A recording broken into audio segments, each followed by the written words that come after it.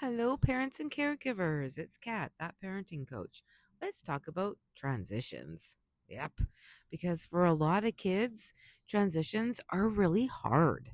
Going from home to school, school to home, screen to dinner, playtime to bedtime, one activity to another activity, especially if it's a non preferred activity. And sometimes we really do expect kids to just move smoothly from one thing to the next, like they're tiny little emotionally regulated little business executives, right? Just let's just go. Adults can't even do that. Meanwhile, their nervous system is like screaming, absolutely not, and can't manage it. And honestly, a lot of transition struggles really aren't behavioral problems. Not really.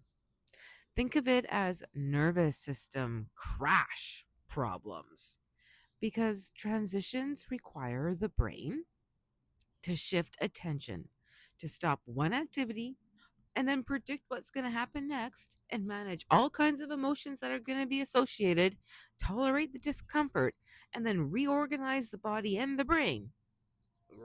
That is a lot of work for a developing nervous system and a brain that's not developed yet either. Especially for the kiddos who, hold some anxiety, ADHD, sensory sensitivities, big feelings, or just kids who simply get deeply focused on what they're doing. Right. So I think instead of using more words, more warnings, and more, let's be honest, threats of consequences, what if we were to maybe add movement? I know, but movement really does help regulate the nervous system. It really does. Emotions need motion. So movement activates the vestibular system.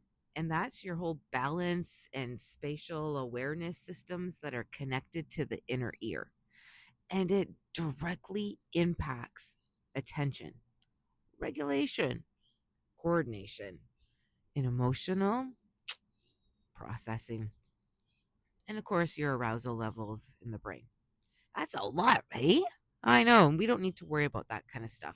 Just know that movement helps organize the brain, which is why sometimes the best thing that you can do before a really hard transition is avoid talk. No, is to just move their little bodies. And so maybe that looks like walking backwards to the car, right? Or maybe crab walks to the bathroom. What about skipping into school? Hanging upside down for 30 seconds. Maybe even wall pushes. You got to hold the wall up. Or jumping like a kangaroo.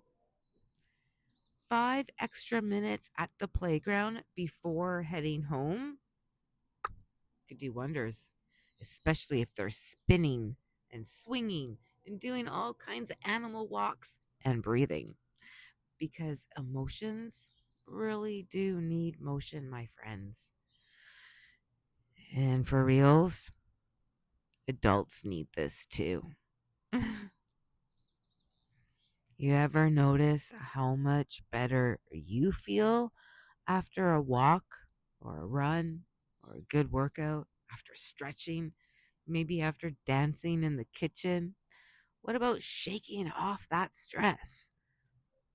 All that stuff, it is helping your body to remove the stress. Your body's actually designed to move stress right through it. And we do that with movement, not just think through it. Mm-mm. You need to move through it.